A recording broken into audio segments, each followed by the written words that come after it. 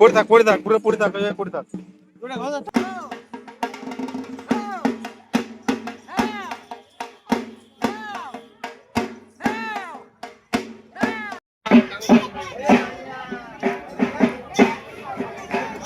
Hello everyone, আমি শুভেন্দু, তোমরা দেখছো মিডলাইফ ব্লগ। তো গাইস, সামনে তোমার ভিডিও থেকে বুঝতে পারলে যে ভিডিওটা কেমন হতে চলেছে। তো ওনাদের কি হচ্ছে সেটা জানতে হলে পুরো ভিডিওটি আমার সঙ্গে ওয়াচ করতে হবে। কেনই বা এখানে সব সন্ন্যাসীরা শুয়ে রয়েছে? তো ব্যাপারটা হচ্ছে যে আজকে আমাদের এখানে হচ্ছে রং চালান, তাই প্রত্যেকটা সন্ন্যাসীকে শুয়ে তাদের গা বাঁধা হচ্ছিল। আর গাইস, গা বাঁধার পরই এখানে আমাদের শুরু হয়ে যায় একটা তাণ্ডব। তোমরা পুরো ভিডিওটা দেখো, তাহলেই সবটা বুঝতে পারবে। আর যখনই এনাদের গা বাঁধা শুরু হয়ে যায় আর সব কিছু যখন কমপ্লিট হয়ে যায়, তখন কি একটা তাণ্ডব ঘটে যায় সেটা তোমরা পুরো ভিডিওতে ওয়াচ করো, সব কিছুই জানতে পারবে।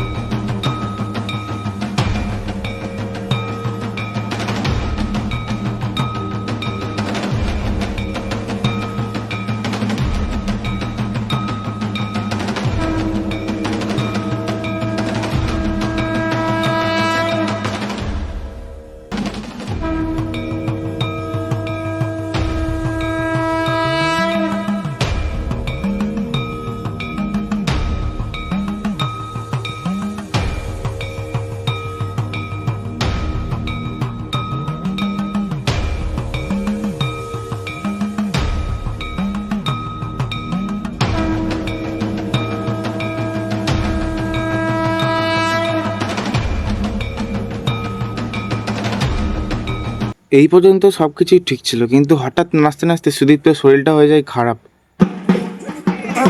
পড়ে থাক পুরো পড়ে থাক পড়ে থাক।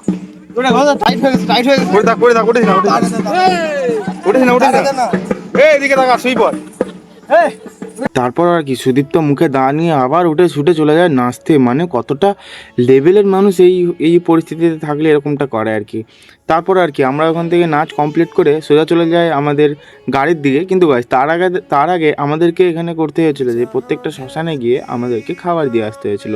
সেই ভিডিওগুলো আমি করিনি, কারণ আমাকে এখান থেকে মানা করেছিল যে ভাই এরকম ধরনের কোনো ভিডিও করা যাবে না। তো সেই কারণে আমি কোনো রকম ভিডিও করিনি। আর এখানে সন্ন্যাসীরা সব বসে থাকতে থাকতে আমরা সোজা গাড়িতে করে ডিরেক্ট চলে যাই একটা আলাদা লোকেশনে।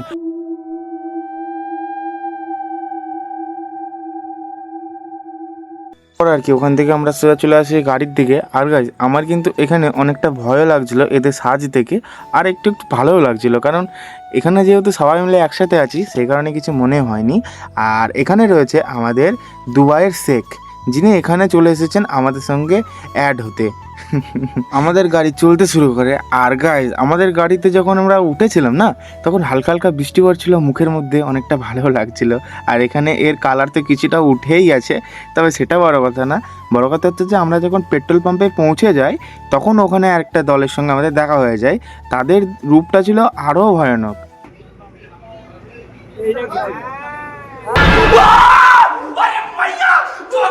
পেট্রোল পাম্প থেকে সোজা চলে আসছি আরেকটি নতুন লোকেশনে। তো গাইস এখানে আমাদের সঙ্গে অনেক ছোট ছোট বাচ্চারাও এসেছিল, এরাও আমাদের সঙ্গে অনেকটা রাত জেগেছিল।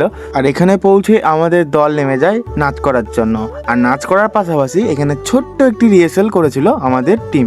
তো গাইস এখানকার জিনিসটা তোমরা দেখো, কত সুন্দর একটা বাজনার আওয়াজ, যেটা শুনতে ছিল অসাধারণ। তোমরাও হয়তো ভিডিও দেখতে দেখতে একটু নাচ করে নেবে। তো তোমরা দেখতে শুরু করে দাও, এরা যেহেতু স্টার্ট করে দিয়েছে তোমরাও শুরু করে দাও।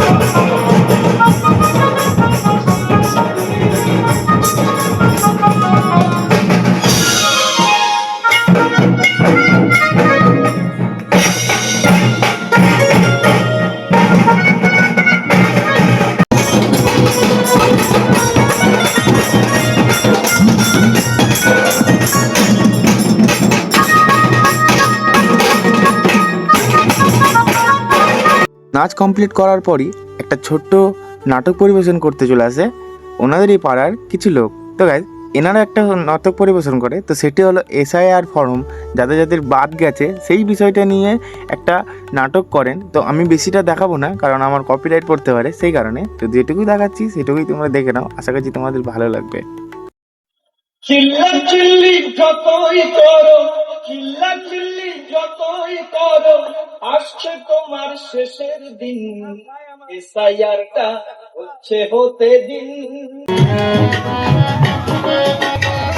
অবৈধ ভোটারের খেলা চলবে না আর কোনো খেলা, অবৈধ ভোটারের খেলা চলবে না আর কোনো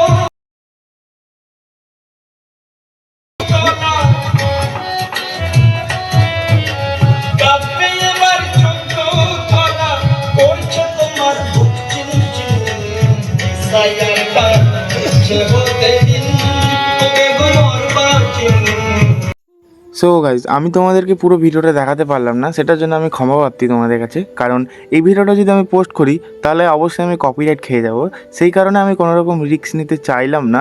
তো গাইজ তারপরেই আমাদের যে দুবাই শেখ আছে, ওনার ফ্যান ফলোয়িংরা ওনাকে ঘিরে ধরে সেলফি তুলতে লাগে। তো তোমরা দেখতে থাকো, কতটা মজার বিষয় সেটা।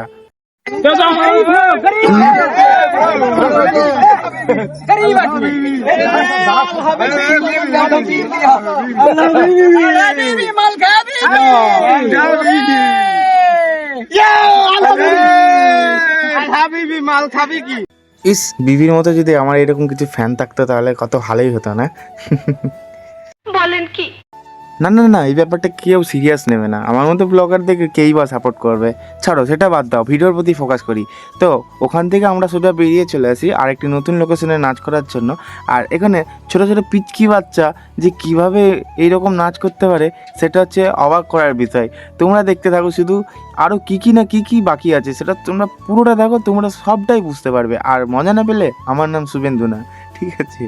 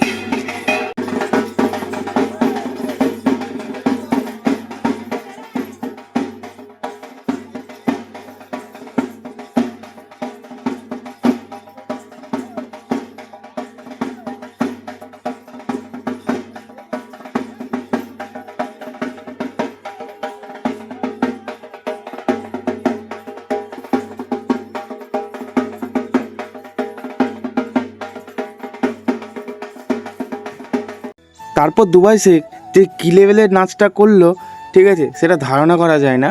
আর উনি এই রকম ব্যবহার করবে সেটাও আশা করা যায় না, তোমরা দেখলেই বুঝতে পারবে।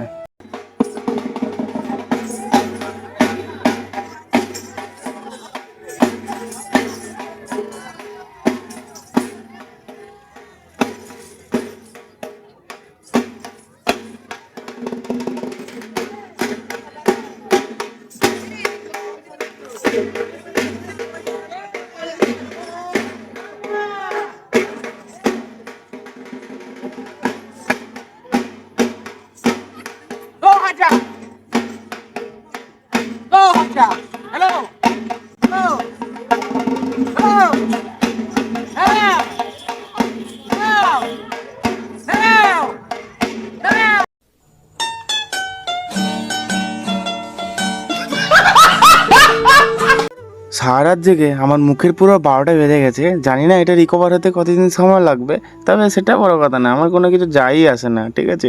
তারপর রাস্তায় যেতে আমার দেখা হয়ে যায় অনেক অনেক সন্ন্যাসীর সাথে। আমি এখানে মুখে কিছু বলবো না, তোমরা নিজের চোখেই দেখে নাও বিষয়টা কেমন।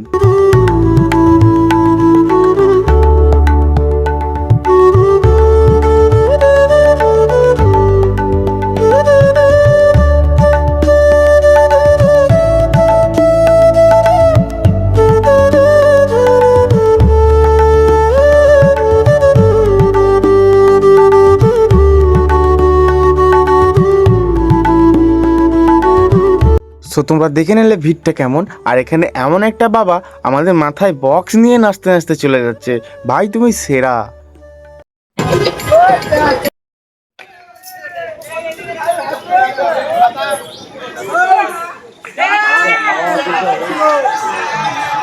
ওটা কিন্তু কোনো মেয়ে না, ওটা হচ্ছে অ্যাকচুয়ালি একটা ছেলে মেয়ে সেজেছে। আর ও গাড়িতে ওঠার সময় কেমন একটা করছে সেটা তোমরা দেখো। আর আমার ক্যামেরা দেখে ও একটু বেশি বেশি করছিল।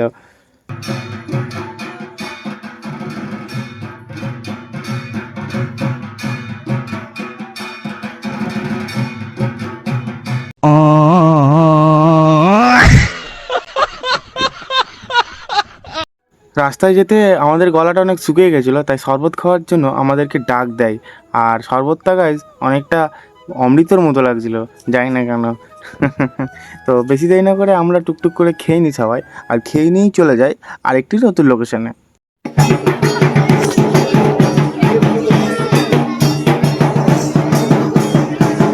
এদিকে দেব তো মনে হয় ঘুমের নেশায় মত্ত হয়ে গেছিলো, সেই কারণে মুখ দিয়ে গাঁজা না খেয়ে ও তো পুরো পেট দিয়েই গাঁজা খেয়ে নিল। আর যাই হোক, ও কিন্তু খুব মজার মানুষ, খেয়ে দিয়ে কিছু না করুক, ও কিন্তু সারা নাচ করেছে বলে হারিয়ে যায়, এটা মানতে হবে।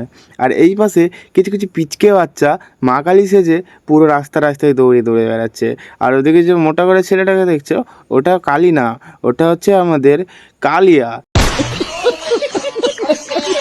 আর ওই পুচকে ভাইগুলোর কাছ থেকে বেরিয়ে আমরা চলে এসেছি আরও একটি নতুন জায়গায়। গেছে আমরা পুরো ঘুরে ঘুরে আমাদের পুরো মাথা খারাপ হয়ে গেছিলো।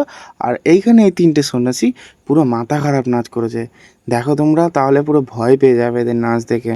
উৎসাহিত করব। মা বোনদের কাছে অনুরোধ, আপনারা অনুরোধ দেবেন।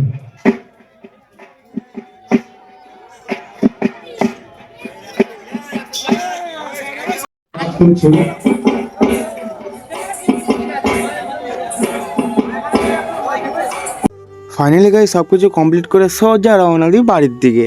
আর বাড়ি পৌঁছে গাইজ আমরা প্রত্যেকটা সন্ন্যাসী কাদা মেঘে শুরু করে দিই নাচ।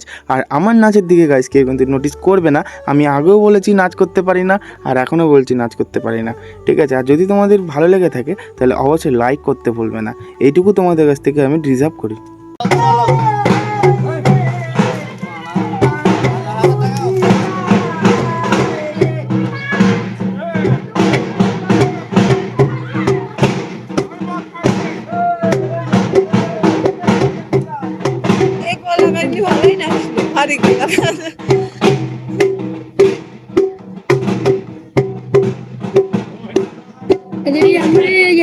রাগ হচ্ছে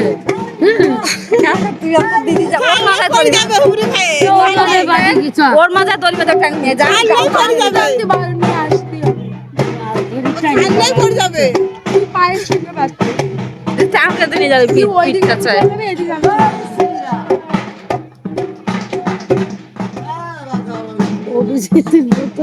কিন্তু মৎস্য কাল ওই বাড়ি যাবো, কালে উঠবে না। আমাদের ওই বাড়ি যাবো কালকে, কালে কি উঠবি নি? সারা ধরে ডলবি।